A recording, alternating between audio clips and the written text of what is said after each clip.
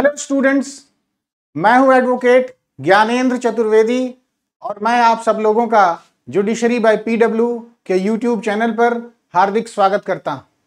Students, आज की class में हम लोग कंज्यूमर प्रोटेक्शन एक्ट के सेक्शन 35 के अंतर्गत फाइल किए जाने वाले कंज्यूमर कंप्लेंट की ड्राफ्टिंग के बारे में पढ़ेंगे। पिछली क्लासेस की तरह इस क्लास में भी हम लोग ड्राफ्ट को इंग्लिश और हिंदी दोनों ही भाषाओं में डिस्कस करेंगे। आगे बढ़ने से पहले मैं आप सब लोगों को बताना चाहूंगा कि जुडिशरी बाय पीडब्ल्यू आप सब लोगों के लिए लेकर आया है प्रतिभा बैच, जो लीगल ड्राफ्टिंग, एडवोकेसी, एथिक्स और लीगल रिसर्च को टारगेट करता है। ये batch law students, young advocates और जुडिशरी एस्पिरेंट्स सभी के लिए बहुत ही उपयोगी है, यूजफुल है। आप सब लोग इस बैच को इस वीडियो के डिस्क्रिप्शन में दिए गए लिंक पर क्लिक करके ज्वाइन कर सकते हैं, परचेज कर सकते हैं।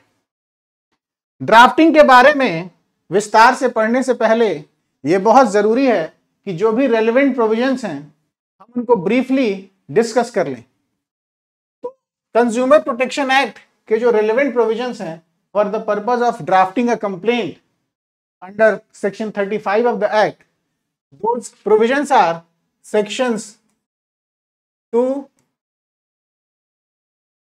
34, 35, 39 and 69 of the Act। ये प्रोविजंस जो हैं ये इंडिस्पेंसिबल है, इसलिए इनको ब्रीफली डिस्कस करना बहुत जरूरी है। और डेफिनेशन क्लॉज जो है which is section 2, we will not be discussing all the definitions, rather we will be focusing only upon the important definitions। तो जो पहला definition है that is the definition of a consumer। Who is a consumer? तो consumer, the word consumer has been defined under section 2 clause 7 और इस definition के अनुसार any person who buys goods or avails services for personal use is a consumer। इसी प्रकार what is a complaint? Since we are dealing with the drafting of a consumer complaint, तो ये दो जो words हैं ये बहुत जरूरी हैं इनको समझना। तो consumer we have already discussed very briefly the definition of consumer which has been provided under section 2 clause 7 और जो complaint की definition है that has been provided under section 2 clause 6। So complaint is a written allegation regarding defect in goods or deficiency in services, unfair trade practices, etc। तो complaint जो होगी under the provisions of consumer protection act that shell always be in writing. Oral complaint का concept नहीं है consumer protection act में, ये बात बहुत ध्यान रखने योग्य है, बहुत इंपॉर्टेंट बात है। दूसरा जो इंपॉर्टेंट पॉइंट है कंप्लेंट के बारे में वो ये है कि complaint can be regarding any defect in goods और डेफिशिएंसी इन सर्विस और unfair trade practices etcetera. Now the question arises as to what is a defect. तो जो डिफेक्ट है, the word defect has been defined under section 2 clause 10।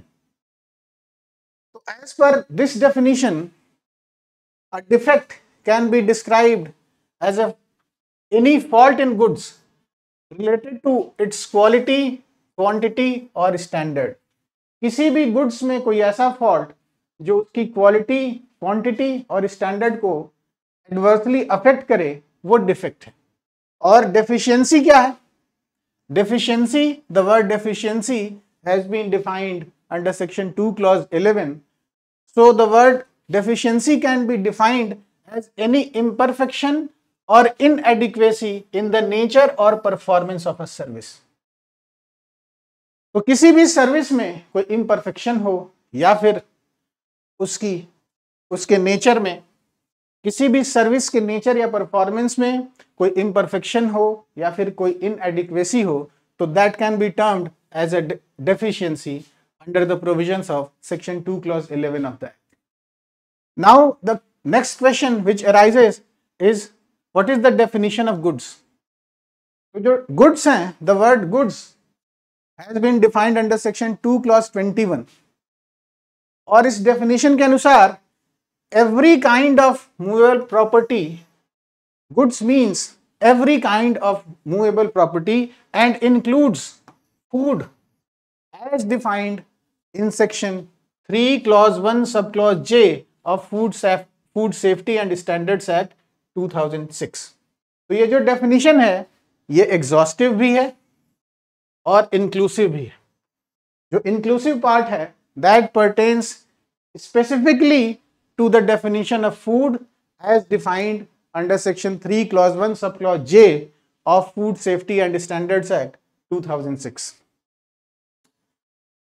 आइए आगे बढ़ते हैं. एक और जो बहुत इंपॉर्टेंट क्वेश्चन है वो ये है कि अनफेयर ट्रेड प्रैक्टिस क्या है.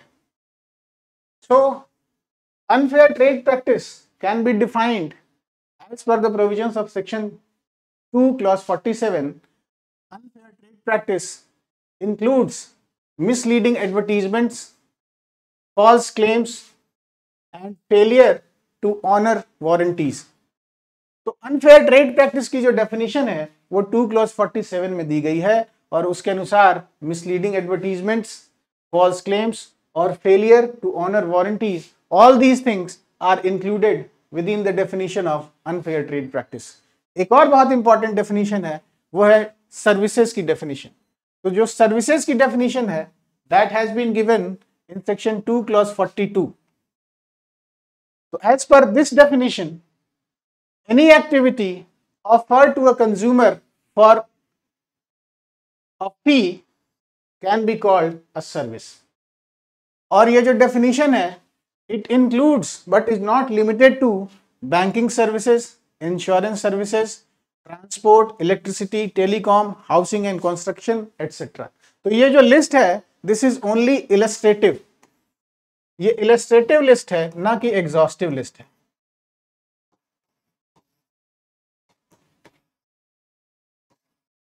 इस लिस्ट के अलावा भी बहुत सारी चीजें सर्विसेज में कवर की जा सकती. अब जो अगला इंपॉर्टेंट प्रोविजन है that is section 34 which deals with the jurisdiction of district commission. As per section 34 any matter wherein the value of goods or services and the compensation claimed does not exceed 50 lakh rupees falls within the jurisdiction of district commission. तो इससे ये बात तो साबित हो गई कि district commission का जो पेक्यूनरी jurisdiction का लिमिट है that is 50 lakhs. और territorial jurisdiction that has also been dealt with under section 34 and as per section 34 territorial jurisdiction of the district commission is based on where the cause of action arose or where the respondent resides or carries on business. तो जहां पर cause of action arise होता है, वाद हेतुक उत्पन्न होता है, जहां respondent रहता है, प्रतिवादी रहता है, या फिर जहां पे respondent अपना बिजनेस चलाता है, उन तीनों जगहों में से किसी भी जगह पर टेरिटोरियल जुरिसडिक्शन डिस्ट्रिक्ट कमीशन का बनता है. आगे अगर देखें जो अगला इंपॉर्टेंट प्रोविजन है that is section 35 which deals with the filing of complaint. तो जो complaint है, a consumer complaint under section 35 can be filed by the consumer himself or by his legal heir or any voluntary consumer association or government authority. तो ये सारे लोग complainant हो सकते हैं. एक कंज्यूमर भी कंप्लेनेंट हो सकता है, लीगल हेयर कंज्यूमर का, या फिर कोई वॉलंटरी कंज्यूमर एसोसिएशन या फिर गवर्नमेंट अथॉरिटी भी कंप्लेंट फाइल कर सकती है सेक्शन 35 के अंतर्गत.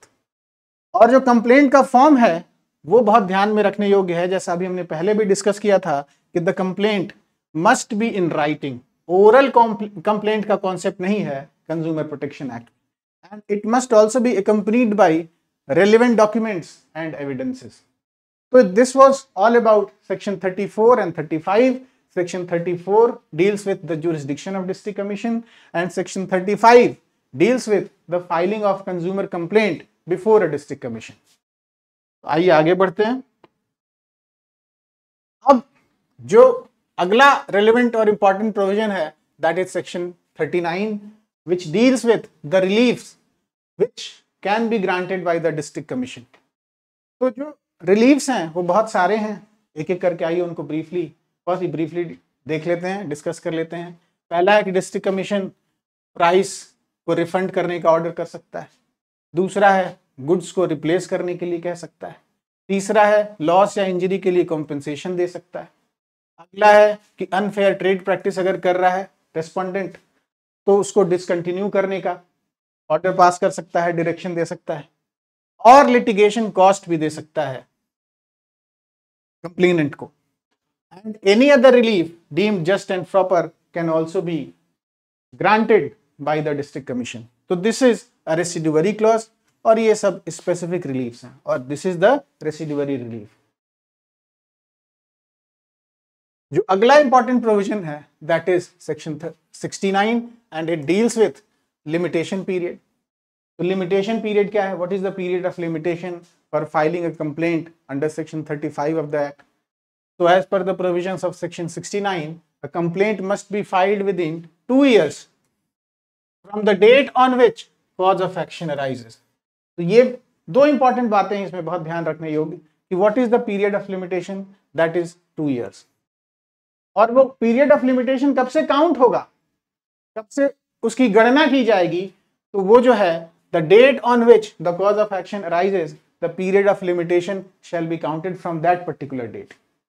और अगर 2 साल के बाद, 2 साल के बियॉन्ड ये कंप्लेंट फाइल होती है तो सफिशिएंट कॉज पे के ग्राउंड पे एक डिले कंडोनेशन एप्लीकेशन लगाना होगा डिस्ट्रिक्ट कोर्ट के समक्ष। और अगर ये डिस्ट्रिक्ट कमीशन को लगता है कि जो है the filing of complaint was delayed by sufficient cause, then the delay can be controlled. तो दोनों बातें हैं। पहला ये है कि कंप्लेंट 2 साल के भीतर फाइल होनी चाहिए। 2 साल कब से काउंट होगा? From the date on which the cause of action arises. And if the complaint is delayed then that delay can be condoned on the ground of sufficient cause. अब एक और बहुत इंपॉर्टेंट पॉइंट है कि supporting जो evidences हैं उनको जरूर ही हम एनेक्स करें अपने कंप्लेंट पिटीशन में और साथ ही साथ उनका रेफरेंस जरूर दें रेलेवेंट प्लेस पे। In the body of the complaint petition reference must be given of the evidence at relevant places और the complaint must also be filed in compliance with the rules which are framed as per the provisions of Consumer Protection Act. So these are the relevant provisions and important points for drafting a complaint under section 35 of Consumer Protection Act. आइए अब सीधे हम लोग draft को discuss करते हैं। और जैसा कि अभी हमने कहा ये ड्राफ्ट जो है, इस ड्राफ्ट को हम लोग इंग्लिश और हिंदी दोनों ही भाषाओं में डिस्कस करेंगे। तो अगर इसको देखें तो we are discussing the draft of a consumer complaint under section 35 of consumer protection act. इसी बात को अगर हमें हिंदी में कहना हो तो उपभोक्ता संरक्षण अधिनियम 2019 की धारा 35 के अंतर्गत उपभोक्ता शिकायत का प्रारूप है ये। We are discussing the draft, हम प्रारूप को डिस्कस कर रहे हैं। The Hindi equivalent of the word draft that is प्रारूप। ड्राफ्ट की हिंदी जो है वो प्रारूप है। तो जो ओपनिंग पेज रहेगा, जो पहला पेज रहेगा that is the title page, वो कुछ ऐसा होगा। तो ऐसे हम शुरू कर सकते हैं कि before the district consumer disputes redressal forum, फिर जो डिस्ट्रिक्ट का नाम है वो और name of the state that shall be written. Consumer complaint number के लिए हम एक कॉलम लिखेंगे, consumer complaint number that is assigned by the registry, लेकिन उसके लिए जगह छोड़ दी जाएगी। कंज्यूमर कंप्लेंट नंबर में वो नंबर रहेगा और वो ईयर रहेगा। और यहाँ पे जो टाइटल पेज है, जो पहला पेज है, वहाँ पे हम ये ज़रूर स्पेसिफाई करेंगे कि it is a complaint under section 35 of the Consumer protection Act and the rules made thereunder. इन दोनों बातों को स्पेसिफाई करने से हमारा ड्राफ्ट ज्यादा इफेक्टिव हो रहेगा, it will be more effective, it will be more speaking. अब हम पार्टीज के डिस्क्रिप्शन की बात अगर करें तो as per the facts of a draft, the complainant is a natural person, वो एक इंडिविजुअल है, और जो रेस्पोंडेंट है that is a company incorporated under the provisions of companies act 2013। तो उसी हिसाब से जो पार्टीज का डिस्क्रिप्शन है इसी के अकॉर्डिंग होगा। तो पहले जो कंप्लेनेंट है उसका नाम, उसका पेरेंटेज, उसका एज और उसका complete residence along with district and state. और सिमिलरली जो रिस्पोंडेंट है, तो हमारे ड्राफ्ट के फैक्ट्स के हिसाब से रिस्पोंडेंट जो है वो कंपनी है, तो कंपनी का नाम ये बताते हुए कि वो कंपनीज एक्ट में इनकॉर्पोरेटेड है, और जो है कहाँ पे वो बिजनेस कैरी ऑन करती है ये स्पेसिफाई करते हुए कंप्लीट डिटेल्स रहेंगी रेस्पोंडेंट कंपनी की, रेस्पोंडेंट की। इसी बात को अगर हिंदी में देखा जाए तो हम यहाँ से ऐसे शुरू कर सकते हैं कि समक्ष जिला उपभोक्ता विवाद प्रतितोष आयोग। अब ये जो है ये कीवर्ड है, मैं जो कीवर्ड्स हैं उनको भी स्पेसिफिकली पॉइंट आउट करता चलूंगा। प्रतितोष जो है वो रिड्रेसल का हिंदी मीनिंग है, प्रतितोष आयोग। तो समक्ष जिला उपभोक्ता विवाद प्रतितोष आयोग, जनपद का नाम जिस जनपद में ये सिचुएटेड है, और राज्य का नाम, और यहाँ पे जैसे हमने हिंदी में डिस्कस किया था उपभोक्ता शिकायत संख्या के लिए हम जगह छोड़ देंगे जहाँ पे साल होगा बाद में, और पहले उपभोक्ता शिकायत संख्या जो साइन की जाएगी रजिस्ट्री द्वारा वो बाद में लिखी जाएगी। और जैसा कि अभी हमने इंग्लिश वाले ड्राफ्ट में डिस्कस किया कि हम ये जरूर लिखेंगे कि ये उपभोक्ता संरक्षण अधिनियम 2019 की धारा 35 तथा उसके अधीन बनाए गए नियमों के अंतर्गत एक शिकायत है। और इन द मैटर ऑफ, ये जो हमने वहां पे ये टर्म जो यूज किया था उसका जो हिंदी इक्विवेलेंट है उस फ्रेज का वो है वाद विषयक। तो वाद विषयक में पार्टीज की डिटेल्स रहेंगी। तो जैसा मैंने अभी इंग्लिश वाले ड्राफ्ट में डिस्कस किया कि जो कंप्लेनेंट है, शिकायत करता है, वो एक नेचुरल पर्सन है, तो उस शिकायतकर्ता का नाम, उसका पेरेंटेज, उसकी आयु लगभग कितनी है, कहाँ का निवासी है, जनपद के साथ ये बताते हुए शिकायतकर्ता की सारी डिटेल्स रहेंगी। और ये इस प्रारूप के तथ्यों के अनुसार as per the facts of this draft जो रेस्पोंडेंट है that is a company incorporated under the provisions of companies act 2013। तो हम जो है कंपनी का नाम लिखेंगे ये बताते हुए कि जो कंपनी अधिनियम 2013 के अंतर्गत अधिनियमित है, इनकॉर्पोरेटेड है, तथा इस जगह पर, इस एड्रेस पर व्यवसाय कर रही है। तो ये इन दोनों बातों को बताते हुए बहुत ही जो है इतनी सारी डिटेल्स देते हुए जिससे ये जो कंप्लेनेंट है और जो रिस्पोंडेंट कंपनी है वो इजीली आइडेंटिफाई हो जाए, उसको आसानी से पहचाना जा सके, कोई एम्बिगाइटी न रहे, कोई भ्रम न रहे, कोई कंफ्यूजन न रहे, इतनी सारी डिटेल्स देते हुए हम पार्टीज को स्पेसिफाई कर देंगे।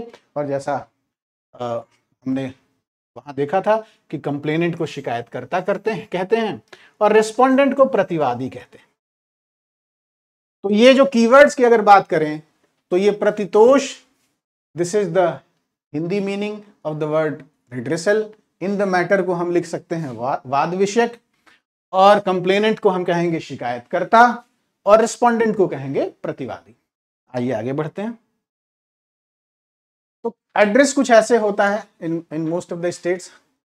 ये जो है ऐसे हम जो the body of the draft begins in this manner: to the honorable president and his companion members of the district consumer disputes redressal forum, the complainant most respectfully submits as under। अब जो submission है वो sequentially सिलसिलेवार तरीके से हम paragraphs में mention करते जाएंगे। पैराग्राफ जो है जैसा कि प्लीडिंग का नियम होता है कि paragraphs shell always be numbered paragraphs.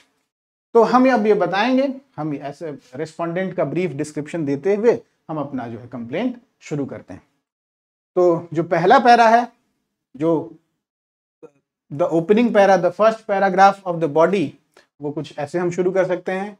As per the facts of the draft मैंने बताया कि the respondent is a company incorporated under the provisions of companies act तो हम इसी बात से शुरू कर सकते हैं that the respondent is a manufacturer and seller of electrical appliances including air conditioners and carries on business through its showrooms and authorized dealers across India, including the state of Uttar Pradesh. तो अब as per the facts of the draft, facts ये हैं कि जो complainant है उसने इस company का एक जो है एयर कंडीशनर खरीदा।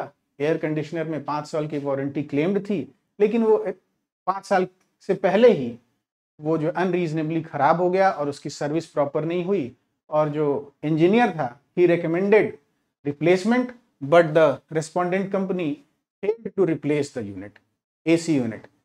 तो these are the facts in brief. अब इसी प्रीमाइस पे we have to draft the complaint under section 35। तो अब हमने ये बता दिया।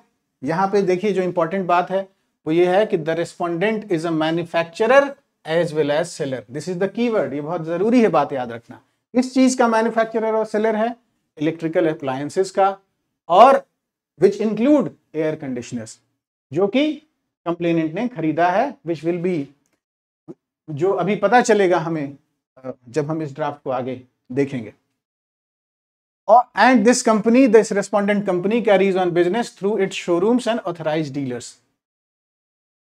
ये ऐसा इसलिए कहा जा रहा है क्योंकि इन्हीं या तो शोरूम्स में या फिर ऑथराइज्ड डीलर से ये जो है कंप्लेनेंट ने इस एसी यूनिट को, डिफेक्टिव एसी यूनिट को परचेज किया होगा। This company carries on business through across India including the state of Uttar Pradesh. तो इसमें 3-4 चीजें क्लियर हो गई जो बहुत जरूरी हैं। ये बहुत इंपॉर्टेंट स्टेटमेंट है, बहुत स्टेटमेंट डेवलपमेंट है, बहुत ही जरूरी, बहुत ही आवश्यक अभिवचन है। पहला ये कि जो रेस्पोंडेंट कंपनी वो मैन्युफैक्चरर भी है, सेलर भी है इलेक्ट्रिकल अप्लायंसेस का।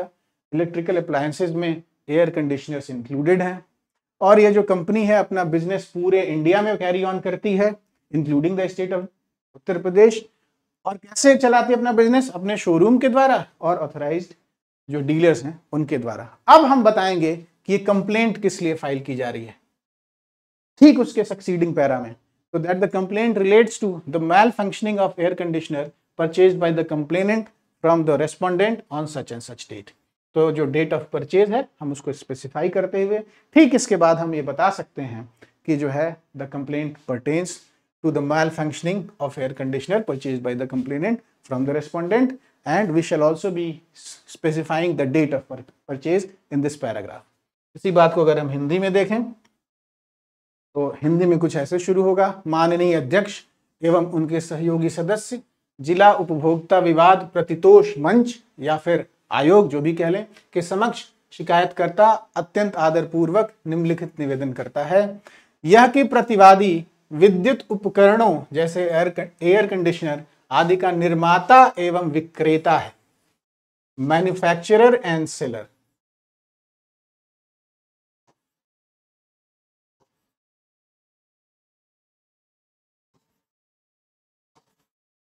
तथा उत्तर प्रदेश राज्य सहित भारत में अपने शोरूमों एवं अधिकृत विक्रेताओं के माध्यम से व्यवसाय करता है। तो जो इंग्रेडिएंट्स हमने इंग्लिश वाले ड्राफ्ट में इनकॉर्पोरेट किए थे, ठीक वही इंग्रेडिएंट हमने हिंदी वाले ड्राफ्ट में भी इनकॉर्पोरेट किया, जहां पे हमने बताया कि प्रतिवादी क्या काम करता है, कैसे काम करता है और कहां कहां बिजनेस करता है। क्या अगर उत्तर प्रदेश में ये खरीदा गया है तो क्या उसका बिजनेस है यहाँ, ये बताते हुए हमने एक अभिवचन कर दिया, एवरमेंट कर दिया। आगे ठीक उसके सक्सीडिंग पैरा में अब हम ये बताएंगे, जैसा कि हमने इंग्लिश वाले ड्राफ्ट में बताया था, कि वर्तमान शिकायत उस एयर कंडीशनर की खराबी से संबंधित है जिसे शिकायतकर्ता ने प्रतिवादी से इस तिथि को खरीदा था। अब ये जो तिथि है वो हम स्पेसिफाई कर देंगे। तिथि का मतलब डेट ऑफ परचेज, खरीद की तिथि या फिर विक्रय की तिथि। अब हम ये बताएंगे एक स्पेसिफिक एवरमेंट बहुत जरूरी है, वो in the beginning of the draft, that whether this complaint is filed within the period of limitation of 2 years और नॉट। अगर लिमिटेशन पीरियड के अंदर है, लिमिटेशन पीरियड के भीतर फाइल की जा रही है, तो हम ये अभिवचन करें। अगर if it is being filed beyond the period of limitation, तब हम ये बताएंगे कि कितने दिनों का डिले है and what was the cause of delay. हम डिले को जस्टिफाई करने की कोशिश करेंगे कि that the delay was caused by sufficient cause. तो as per the facts of draft, हमारे ड्राफ्ट के तथ्यों के अनुसार, हमारे प्रारूप के तथ्यों के अनुसार, ये this complaint has been filed within the period of limitation.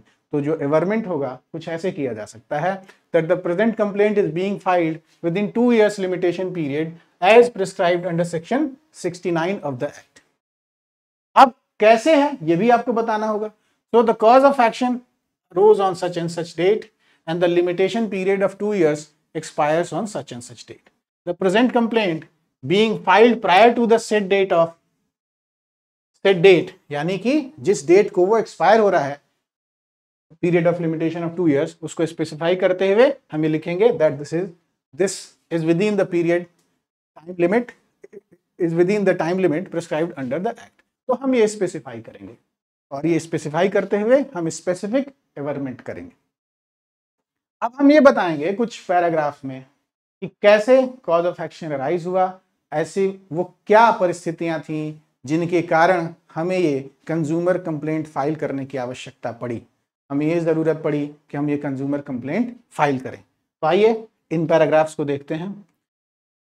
That on such and such date, जो डेट ऑफ परचेज है उसको मेंशन करते हुए, the complainant purchase air conditioner named. अब जो एयर कंडीशनर का नाम है, कई बार एयर कंडीशनर का नाम होता है, उसका मॉडल नंबर, उसका सीरियल नंबर और भी कोई रेलेवेंट डिस्क्रिप्शन है, वो सब कुछ लिखते हुए हम ये बताएंगे कि that on such and such date the complainant purchase air conditioner named so and so bearing model number so and so from the respondent showroom. कहाँ से खरीदा, क्योंकि टेरिटोरियल ज्यूरिसडिक्शन भी हमें बनाना है, हमें ये बताना है कि टेरिटोरियल ज्यूरिसडिक्शन बनता है डिस्ट्रिक्ट फोरम का।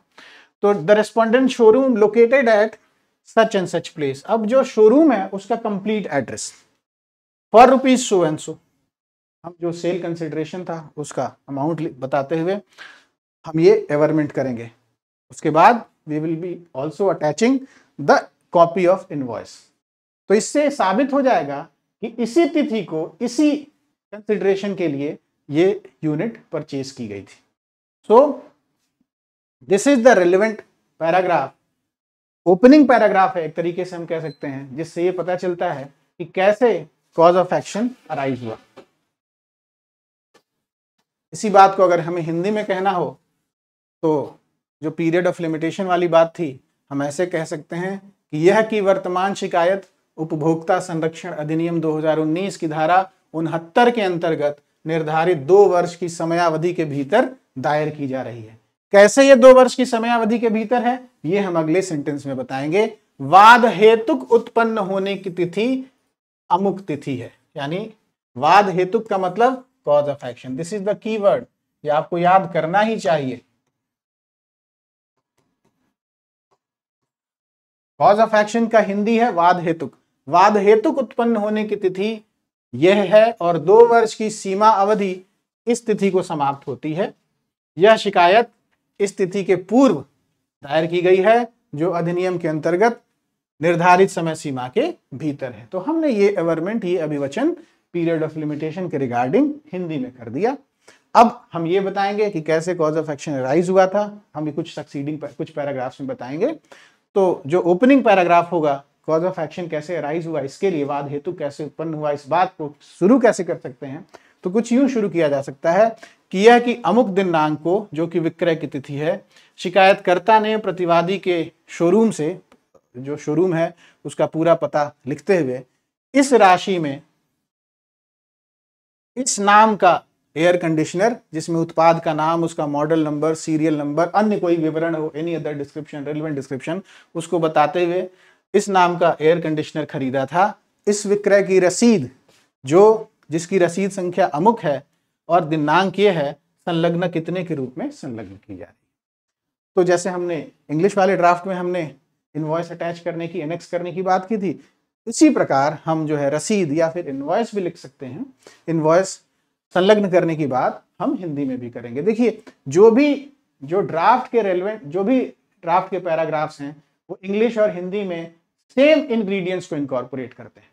भाषाई भिन्नता हो सकती है, क्योंकि जो है इंग्लिश के सेंटेंसेस की फ्रेमिंग अलग तरीके से होती है और हिंदी में वाक्य की संरचना अलग तरीके से होती है। तो ये सिवाय इस डिफरेंस के और कोई मेन डिफरेंस, मेजर डिफरेंस बिल्कुल भी नहीं है। अब इसी ये कॉज ऑफ एक्शन वाली बात है, उसी को एक्सटेंड करते हुए कुछ पैराग्राफ्स में हम कुछ ऐसे बता सकते हैं अपनी बात को, अपनी ग्रीवांस को कमीशन के सामने रख सकते हैं कि that the product was advertised to include advanced cooling features, voice control and a 5-year warranty on the compressor. A copy of the product brochure and warranty card issued by the respondent is annexed herewith। अब अगर हम ये कहते हैं कि ये respondent का ये क्लेम था, तो उस हमारा ये जो एवरमेंट है वो कैसे साबित होगा? तो हम वारंटी कार्ड को एनेक्स कर सकते हैं इन support of this claim, in support of this averment. इसी प्रकार हम जो प्रोडक्ट ब्रोशर है हम उसको एनेक्स कर सकते हैं। अब ये बताते हुए कि जो है ये खराब हो गया था ये एयर कंडीशनर यूनिट, अब ये बताते हुए हम ये कहेंगे कि that the complainant contacted the respondent's customer care number on such and such date and lodged a complaint vide service request number such and such.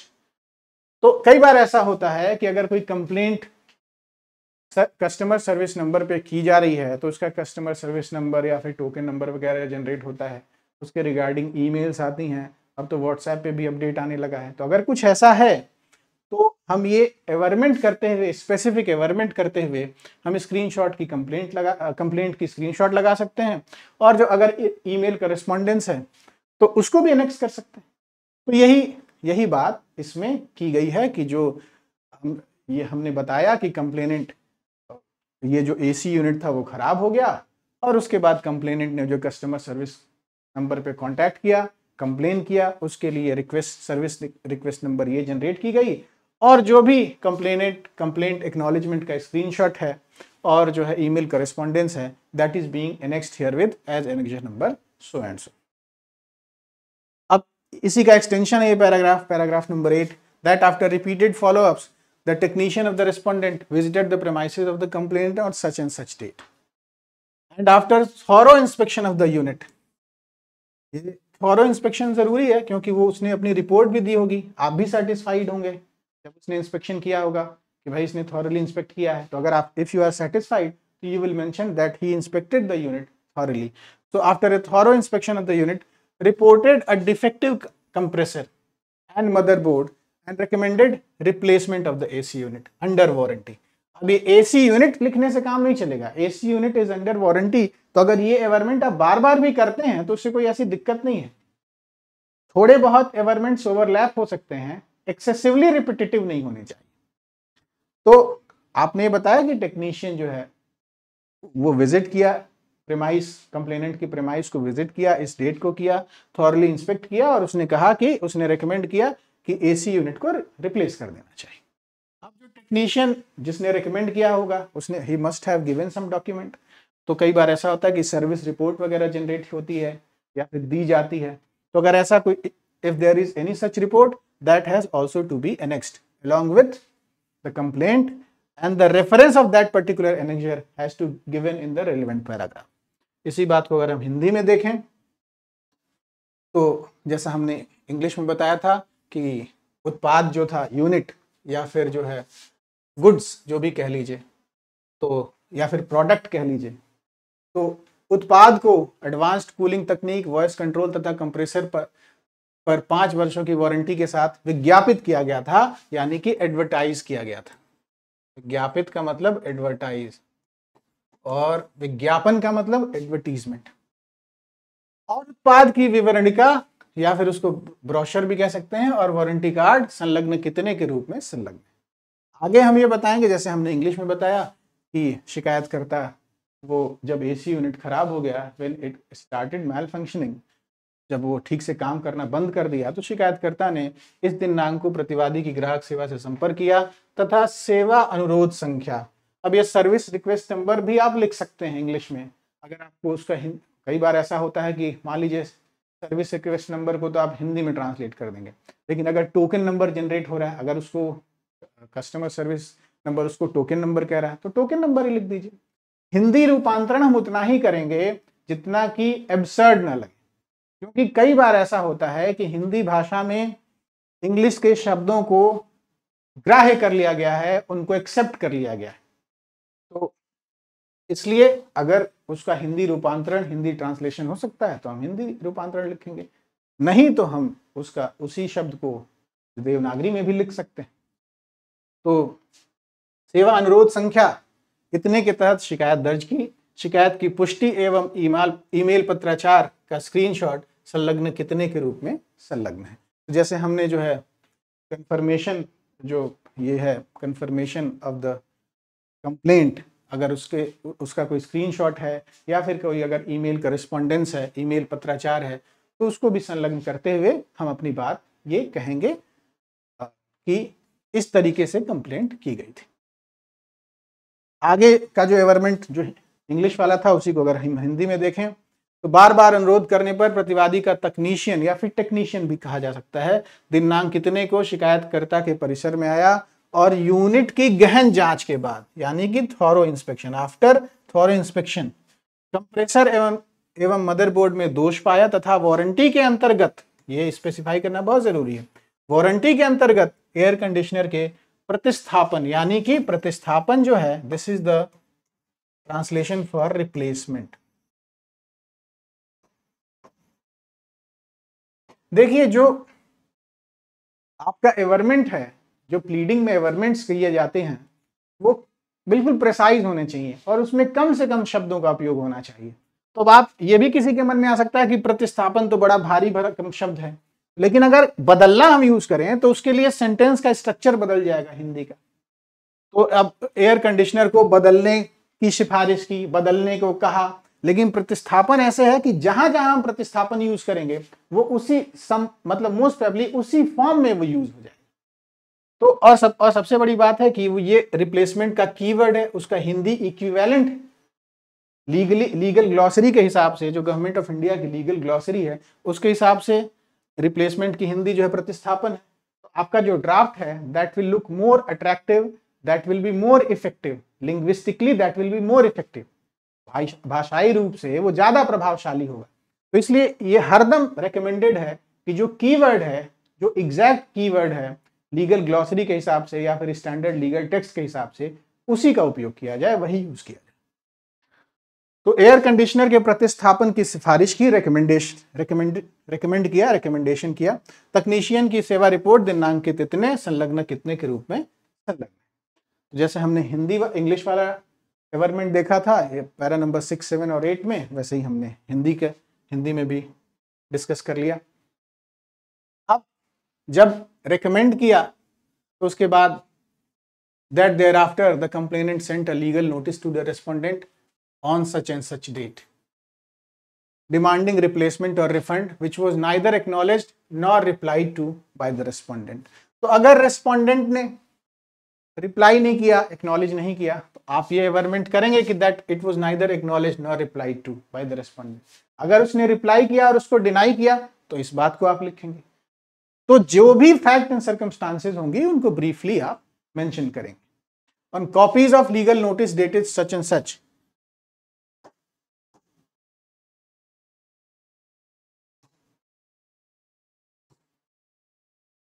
and its postal receipt are annexed herewith as annexure number so and so। तो जो relevant annexure है, supporting document है, उनको हम annex करेंगे।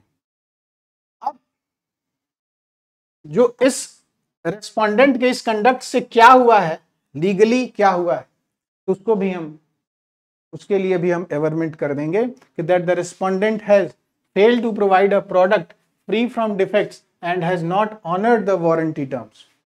उसके बाद government होगा that the delay and negligence in addressing the complainant amounts to deficiency in service, जो हमने अभी जिसकी डेफिनेशन पढ़ी 2 क्लॉज 11 में, तो हम ये मेंशन कर देंगे।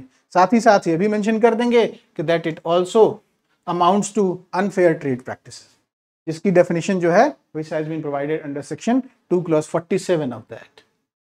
इसी बात को हम हिंदी में देखें कि जब उसने रेकमेंड कर दिया, प्रतिस्थापन की सिफारिश कर दी, तो जो है कंप्लेनेंट जो शिकायत करता था, उसके पश्चात शिकायतकर्ता ने दिनांक कितने को प्रतिवादी को प्रतिस्थापन अथवा धन वापसी, प्रतिस्थापन का मतलब रिप्लेसमेंट जैसे मैंने भी बताया, और धन वापसी का मतलब रिफंड। हेतु कानूनी नोटिस भेजा जिसे प्रतिवादी ने न तो स्वीकार किया और न ही उत्तर दिया। अगर उसने स्वीकार किया नहीं, उत्तर नहीं दिया तो आप इस बात को मेंशन करेंगे।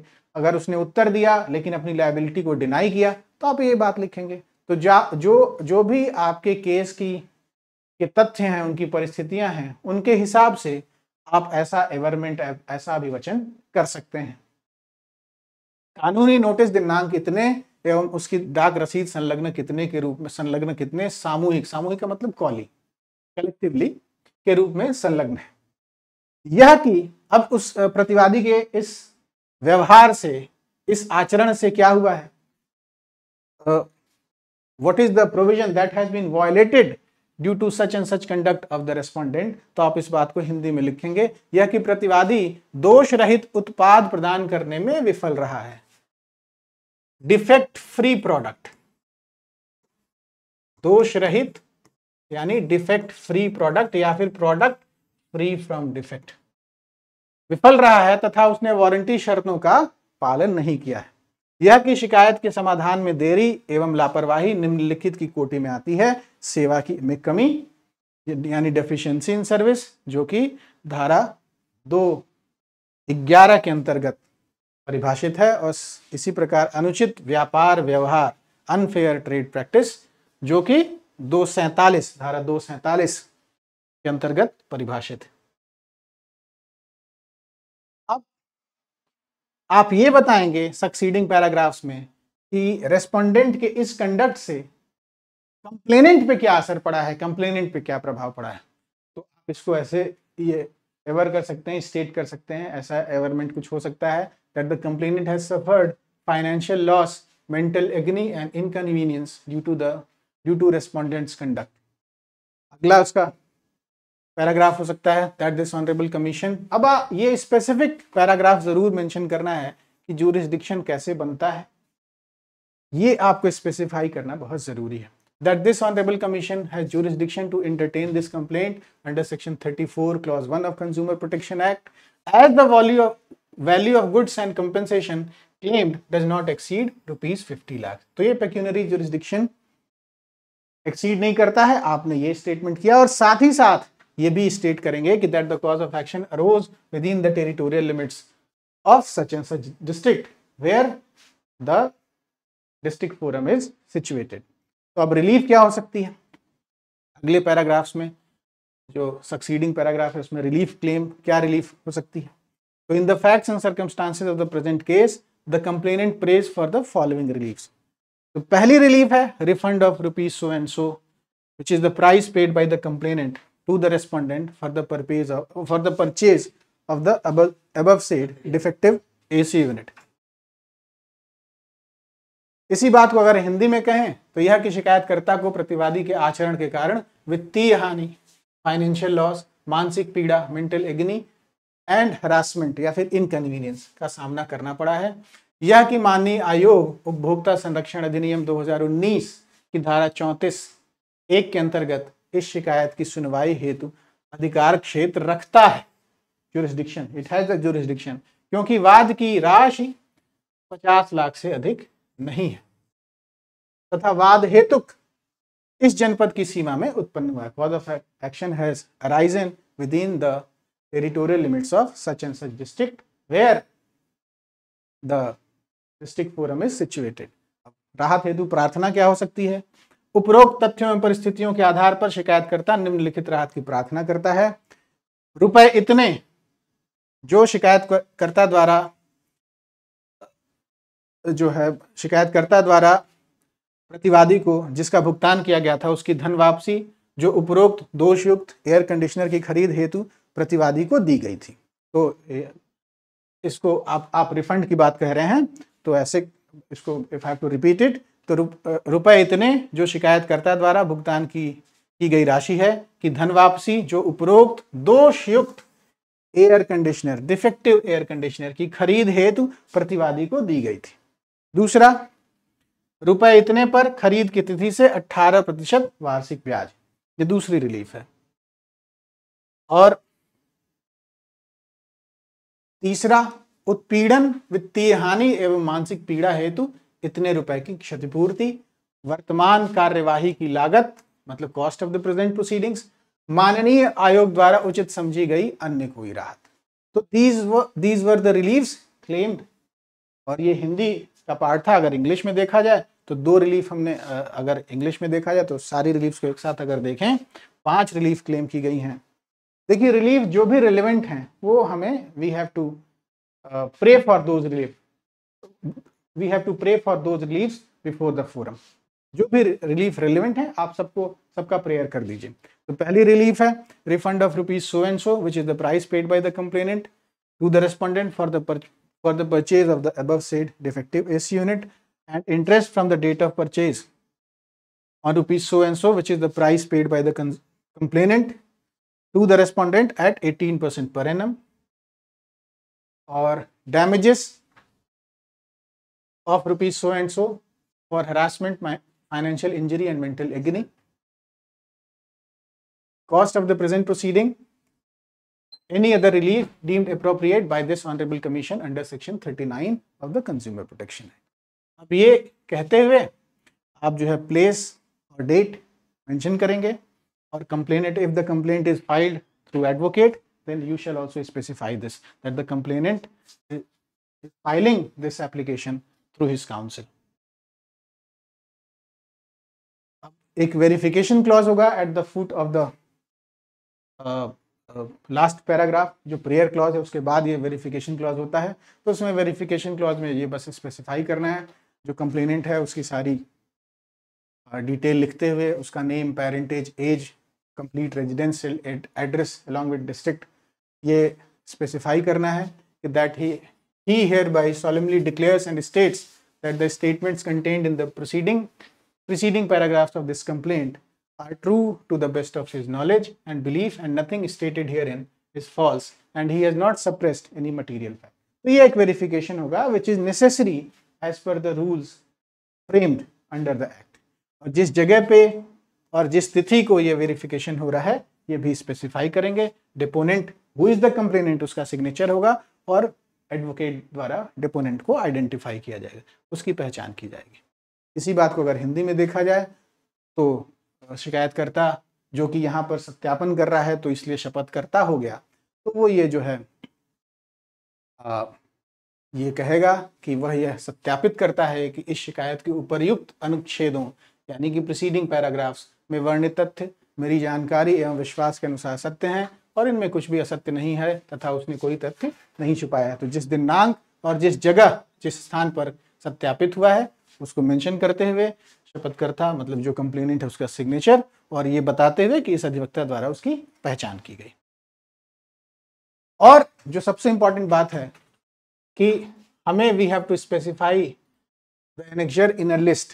तो annexures have to be the description of annexures along with annexure number have to be given. तो या फिर हम इसको लिख सकते हैं एनेक्जर्स या फिर लिस्ट ऑफ एनेक्जर। इसी बात को अगर हिंदी में कहें तो संलग्नक या संलग्नकों की सूची, और जितने भी संलग्नक हैं उनको नंबर्ड तरीके से हम स्पेसिफाई करें।